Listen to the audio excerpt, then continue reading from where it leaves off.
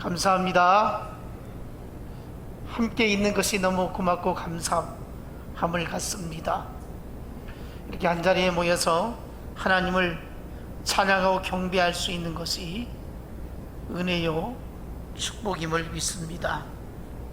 지난 화요일에 우리가 가게 될 야유의 장소를 제가 답사를 다녀왔습니다. 그런데 거기에서 연세 그득하신 87세 되신 어르신을 만나서 이런저런 이야기를 나누게 되었습니다. 이 어르신은 길도 없는 이 깊은 이 산 속에서 평생토록 사셨다는 것입니다. 집이 그 제법 높은 산인데 산 꼭대기에 있었다고 합니다. 그래서 부모에 의해서 이 산중으로 시집을 와가지고 그렇게 사셨다고 하면서 자식을 8을 두었다고 합니다. 그런데 둘은 병에 걸려서 죽고, 하나는 물에 빠진 사람을 건져내려고 들어갔다가 죽고, 또 하나는 전기에 감전되어서 죽었다고 합니다. 그래서 자식 8 중에서 4은 죽고 4은 살았다고 이렇게 말씀을 하시면서 참 내 인생이 얼마나 고달프고 험악한 삶이었는지, 참 사는 것이 고생이다고 이런 말씀을 하시는 것을 들어보았습니다. 그래서 제가 그랬어요. 이 세상에서 그렇게 힘들고 고달픈 인생을 사셨는데 이 괴로운 세상을 이제 언젠가는 떠나야 되지 않겠습니까? 그러니까 이제 좋은 인생을 이 땅에서는 이제 한계가 있고 좋은 곳으로 가야 되지 않겠습니까? 그래서 천국에 들어가셔야 할 텐데 교회에 나가시면 참 좋겠습니다. 이렇게 말씀을 드렸어요. 그런데 대뜸 하시는 말씀이, 내가 예전에 교회를 안 다닌 것이 아니라고, 교회를 약 25년 전에 열심히 다녔었다고. 저 아래 동네에 교회가 있어가지고 그렇게 열심히 교회를 다녔었는데 어느 날 자기가 암에 걸렸대요. 암에 걸렸었는데 이제 수술을 하기 위해서 병원에 입원해서 수술을 받고 회복하는 가운데 있었는데 교회에서 신방을 왔더래요. 신방을 와가지고 기도를 해주는데 무슨 기도를 하는가 했더니 하나님께 기도하기를, 이 어르신, 그 당시는 어르신이 아니죠, 이 성도에게 하나님께서 은혜를 베풀어 주셔서 마음 편안하게 계시다가 천국에 갈 수 있도록 하나님 잘 지켜주세요, 이렇게 기도를 하더라는 거예요. 그러니까 자기가 60대 초반이었지 않겠습니까? 25년 전이니까. 이 기도를 들을 때 너무나도 황당하더라는 거예요. 기도한다는 풍신이 어떻게 그렇게 기도할 수 있겠느냐고. 응? 어떻게든지 하나님께 살려달라고 기도해야지, 나를 빨리 죽어서 천국 가게 해달라고 이렇게 기도하는 사람들이 어디 있냐고. 그때부터 교회가 정 떨어지더라는 거예요. 응? 내가 살 날이 아직도 멀었는데, 내가 병에 걸려서 지금 수술을 받고 살 것인지 죽을 것인지 불안한 가운데 있는데 빨리 천국에 가게 해달라고 그렇게 기도를 하는 사람이 어디 있느냐고. 그래서 그 뒤로부터는 교회를 그냥 발을 끊었다는 거예요. 그래서 제가 그랬어요. 그 기도하신 분이 목사님이었어요, 장로님이었어요? 그랬더니 목사는 아니었던 것 같아 그러더라고요. 그러면서 지금 생각하기는 좀 그 집사님이나 어떤 권사였던 것 같다고 이렇게 어렴풋이 생각이 난다고 하더라고요. 그래서 그분들이 뭘 꼭 빨리 돌아가시라고 그런 기도 했겠느냐고. 제가 그렇게 아니라고. 어쨌든 좋은 나라 천국이 있기 때문에 그 나라를 소망하며 사시기를 바라는 마음으로 그렇게 기도해 주셨겠죠. 그랬더니 그런가 저런가 몰라도 그때 정 떨어져 가지고 이제는 다시 교회 갈 마음이 없다고 이렇게 말씀을 하시더라고요. 참 이 이야기를 들으면서 신방할 때나 성도들과 이 교제할 때에 정말 말 조심해야 되겠다, 이런 생각을 가져보았습니다. 이분이 이 믿음의 분량이 받아들이기 어려운 그런 기도를 한 거죠. 보통 우리가 늘 천국의 소망을 두고 살아야 한다, 이런 생각은 다 갖고 있잖아요. 그런데 그 상황에서 그렇게 기도하면 얼마든지 그 믿음의 분량이 크신 분들은 그래 천국 가라고, 내가 장차 언젠가는 죽을 텐데 천국 가라고 이렇게 기도해 줬는가 보다 받아들일 수 있지만, 그럴 만한 믿음의 분량이 되지 않기 때문에 그것이 상처가 되어져 가지고 크게 시험이 들게 되어서 지금 교회를 발을 끊었다, 이런 이야기를 들어봅니다.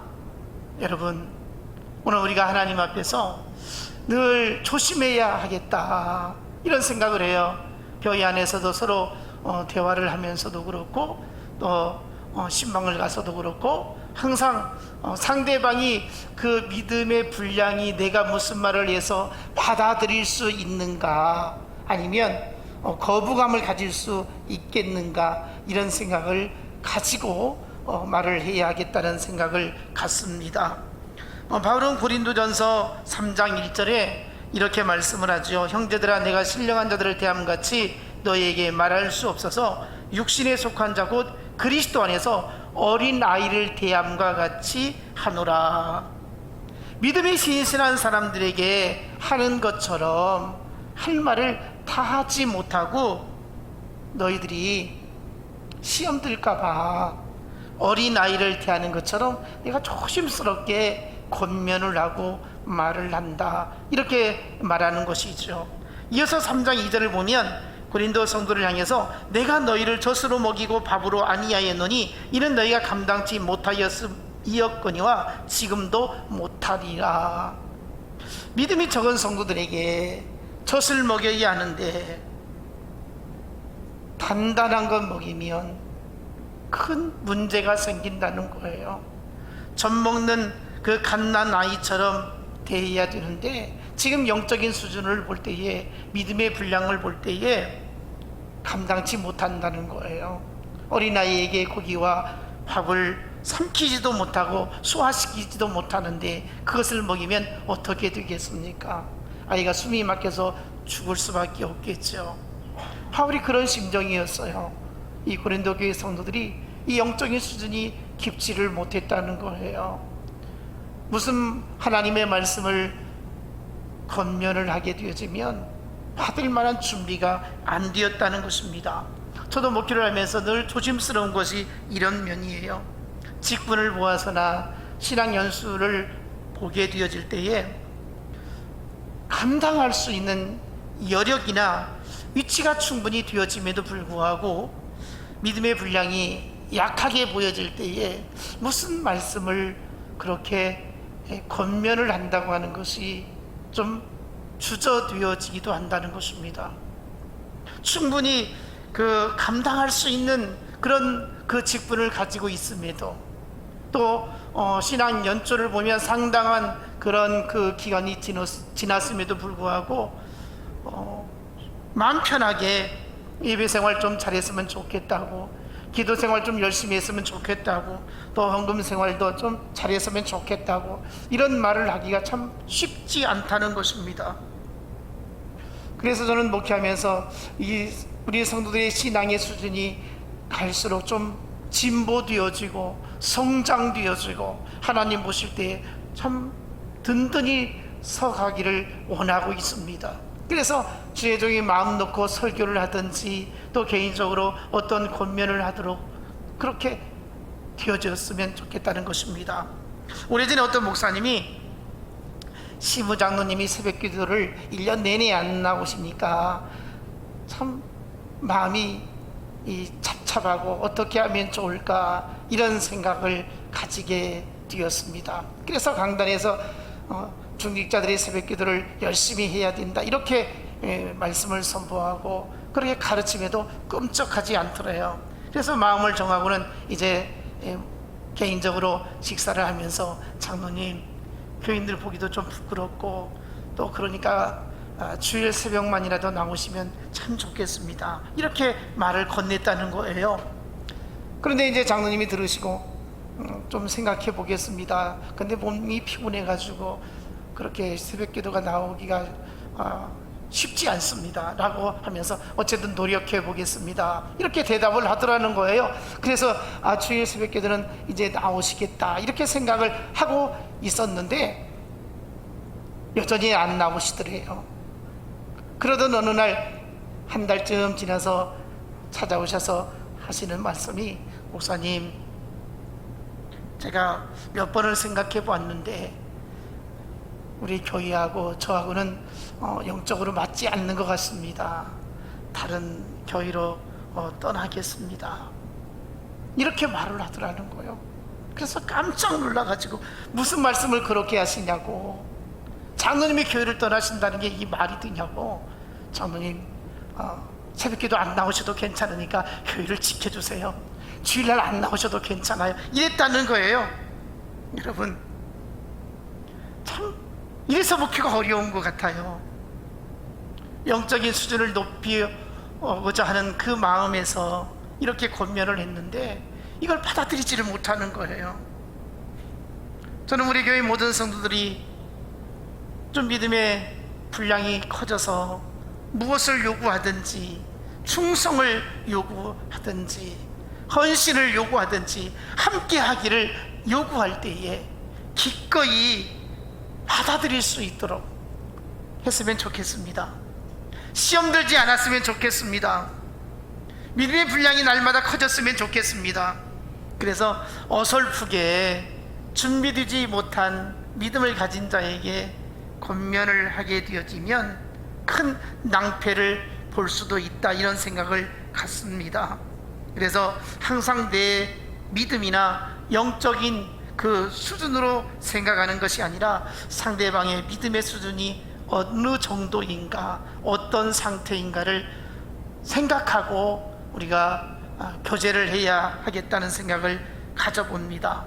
예를 들어서 초신자가 주의를 지키지 아니하고 놀러 갔다든지 헌금 생활을 하지 않는다고 해서 대뜸한다는 말이 그렇게 신앙생활하니까 축복을 받지 못한다고 이렇게 말을 하면 정말 시험 든다는 거예요. 상처를 받는다는 거죠. 주일날 놀러가서 사고를 당한다든지, 직장이나 사업이 어려움이 있어서 경제적으로 힘들어지면 하나님께 보호를 받았다고, 11조 안 하니까 하나님께서 그렇게 망하게 만들었다고 이렇게 말을 해서는 안 된다는 거죠.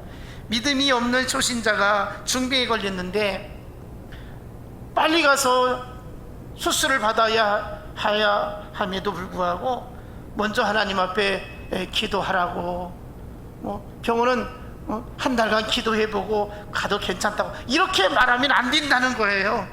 여러분, 신앙 연수나 직분에 상관없이 교회를 다니면서 술에 취하고 다니고 예배 끝나자마자 나가서 담배를 피우고 이런 모습을 볼 때에 술 담배도 못 끊으면서 무슨 교회 다닌다고 하느냐고 이렇게 말해서는 안 된다는 거예요.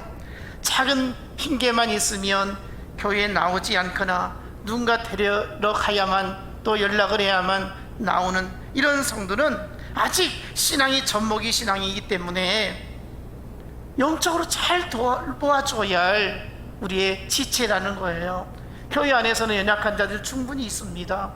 아직 믿음이 전혀 뿌리 내리지 못한 사람들이 많이 있습니다. 그런데 그 연약한 믿음을 가진 자를 향해서 책망을 난다든지, 왜 이렇게 신앙생활을 그렇게밖에 못하느냐고 이렇게 말해서는 안 된다는 것입니다. 여러분, 우리가 한번 교회를 돌아보면 그렇잖아요. 직분은 집사고 직분은 권사예요. 그런데 그만한 믿음의 분량이 갖추어지지 못한 분이 얼마나 많이 있습니까? 충분히 있잖아요. 그럼에도 불구하고 그런 분들을 탓하기보다는 아직 젖먹이 신앙이구나, 이렇게 속으로만 생각하고 겉으로 당신은 전목이 신앙이야 이렇게 말하면 또 그것도 기분 나쁘거든요. 자기의 그 연약한 믿음을 인정하고 하나님 앞에 더 열심을 갖고 헌신해야 되겠다 이런 생각을 갖기보다는 나를 영적으로 무시했다라고 이렇게 생각을 하거든요. 그러니까 그냥 속으로만 그렇게 생각하고 더 잘 섬겨야지, 더 높여줘야지 이렇게 따죽거리면서 함께 신앙생활을 해야 한다는 것입니다. 로마서 12장 3절을 보면 내게 주신 은혜로 말미암아 너희 중 각 사람이 말하노니 마땅히 생각할 그 이상의 생각을 품지 말고 오직 하나님께서 각 사람에게 나눠주신 믿음의 분량대로 지혜롭게 생각하라. 상대방의 믿음의 분량이 어떤 상태인지 잘 살펴야 한다는 것이죠. 그리고 지혜롭게 생각하라는 거예요. 오늘날 교회 다니는 사람은 많지만 믿음의 의미조차 모르는 사람 참 많습니다. 구원에 확신이 없는 사람 많습니다. 예수 그리스도가 나를 십자가 못 박혀 죽으시고 그 보혈로 내가 영생의 소망을 갖게 되었다고 하는 거 전혀 모르는 사람 많습니다. 성령의 충만함 전혀 체험하지 못한 사람 많습니다. 하늘나라가 천국이 분명히 있다라고 하는 것 확신하지 못하는 사람 얼마나 많은지 모릅니다.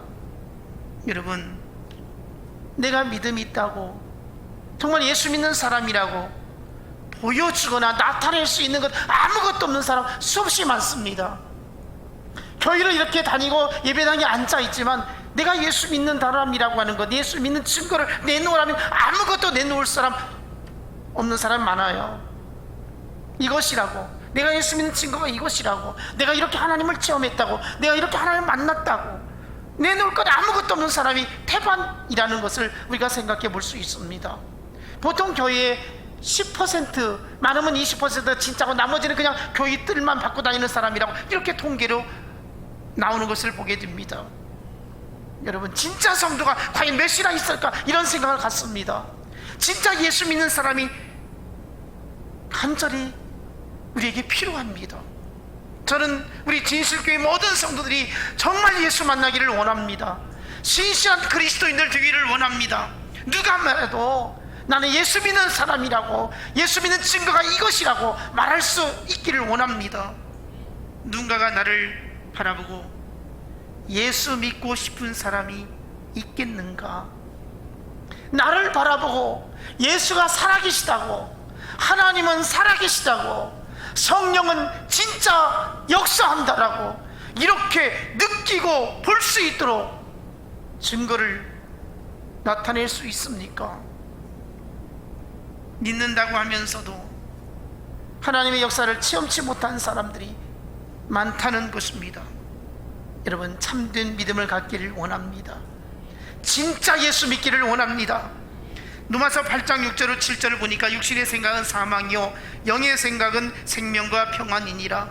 육신의 생각은 하나님과 원수가 되나니 이는 하나님의 법에 굴복지 아니할 뿐 아니라 할 수도 없음이라. 육신의 생각에 빠져 살면 하나님 찾을 수 없습니다. 하나님의 뜻에 순종할 수 없습니다.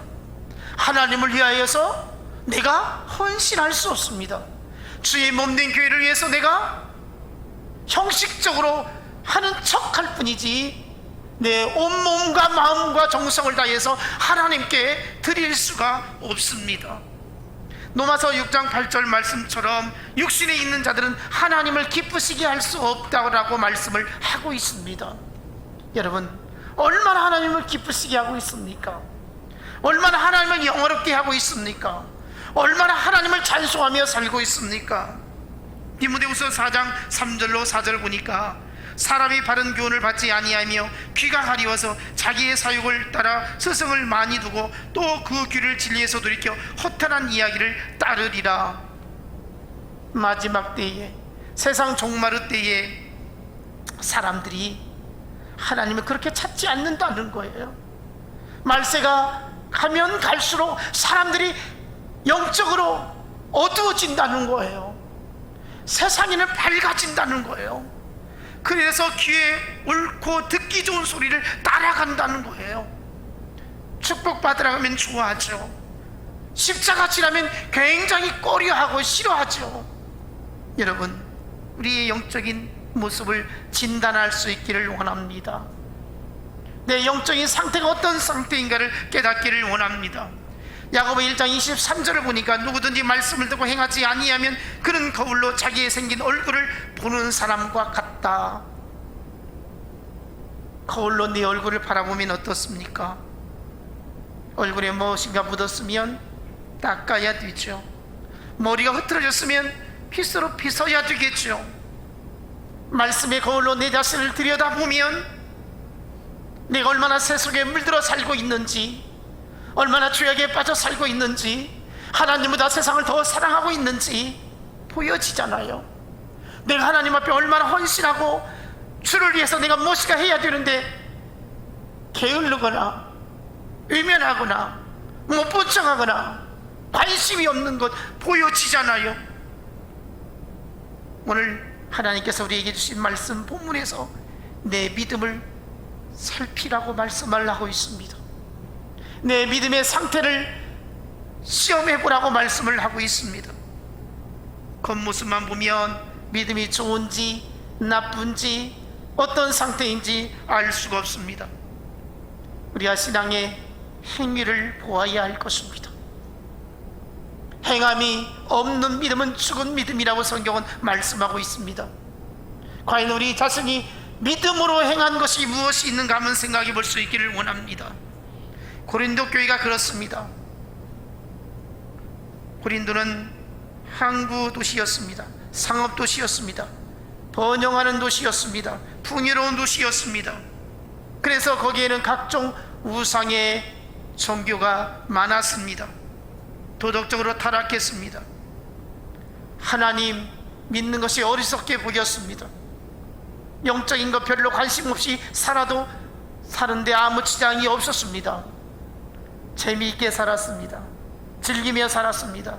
먹고 마시며 취하며 살았습니다. 세상에서 방탕하고 타락한 문화에 젖어서 살았습니다. 교인들이 말이죠. 뭐 안 믿는 사람 말할 것도 없고요. 예수 믿는 사람들 가운데 그렇게 살았다는 것입니다. 그런데요, 이들이 세월이 지나면서 계속적으로 세속에 빠져들어갑니다. 세상의 맛에 취해버립니다. 그러다 보니까 교회를 떠나기 시작하게 되어집니다. 믿음을 저버리게 되어집니다.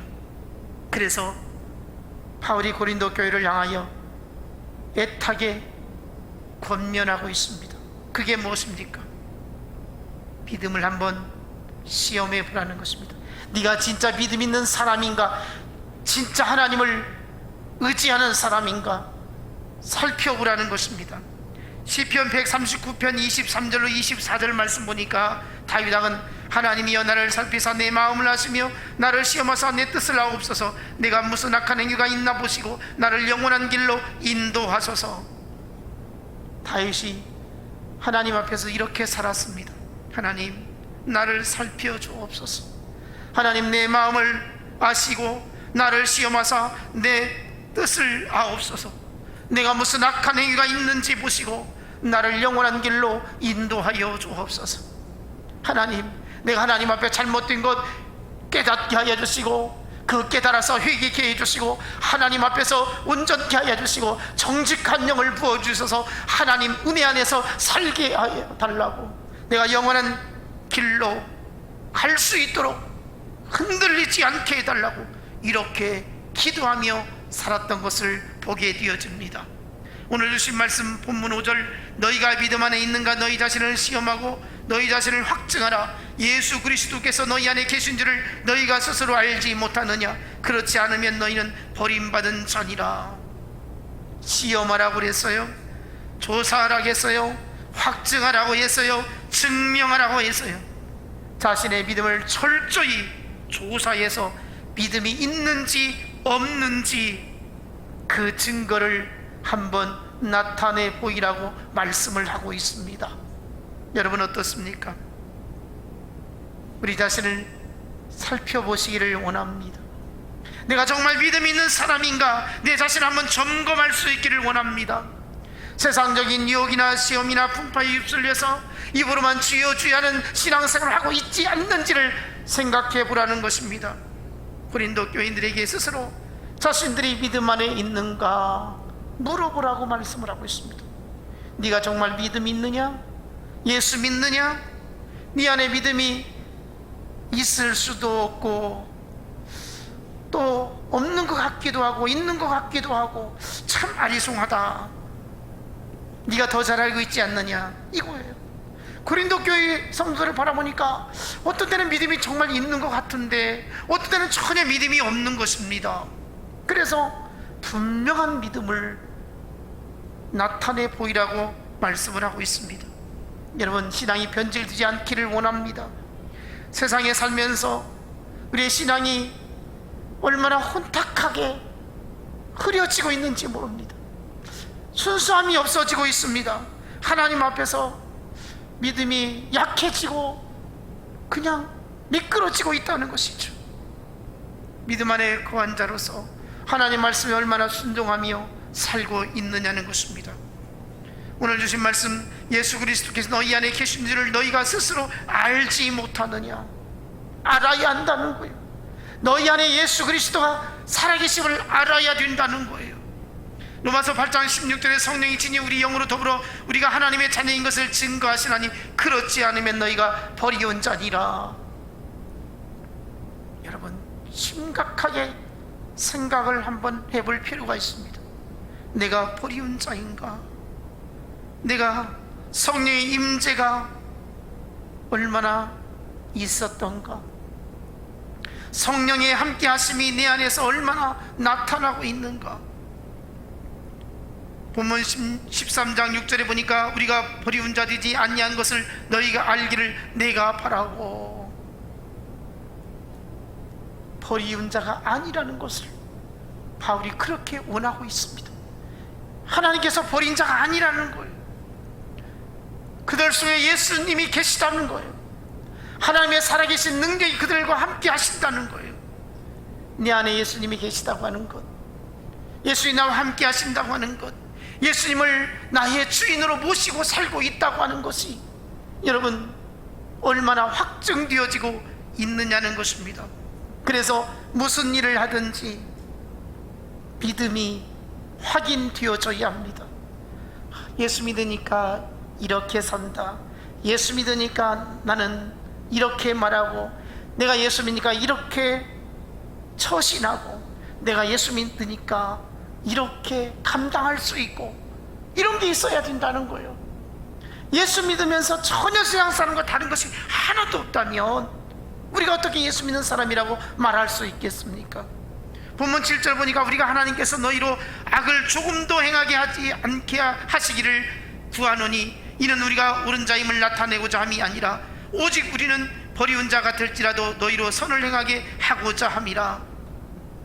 악을 조금도 행하지 않게 하시기를 구하노니, 예수 믿으니까 악을 절대 행하지 않아야 된다는 거예요. 우리의 의를 나타내고자 함이 아니라 하나님께서 우리를 버린 자가 아니라는 것, 하나님의 사람이라는 것, 하나님께서 나와 함께 하시고 내 안에 예수님이 주장하고 계시다고 하는 것, 이것을 드러내기 위함이고, 그래서 하나님 앞에서 선을 행하게 하고자 함이라고 말씀을 하고 있는 것이죠. 여러분 어떻습니까? 우리 스스로가 하나님 앞에서 얼마나 선을 행하며 살고 있습니까? 나의 선함을 통해서 많은 사람들이 얼마나 행복해하고 기뻐하고 느끼고 내가 너를 만난 것이 축복이라고 이렇게 여겨지는 삶을 살고 있습니까? 내가 너를 만나서 재수가 하나도 없어, 이래서 되겠어요? 내가 너를 안다는 것이 괴롭다라고 말하면 되겠어요? 여러분, 예수 믿는 우리를 누군가가 함께하는 것이 기쁨이고 행복하게 만들어야 되는 것입니다. 여러분, 우리가 믿음이 있지 않습니까? 그 믿음을 가정에서 사용해야 할 것입니다. 직장에서 믿음을 사용해야 할 것입니다. 어떤 사람과 관계 속에서도 믿음을 사용할 수 있기를 원합니다.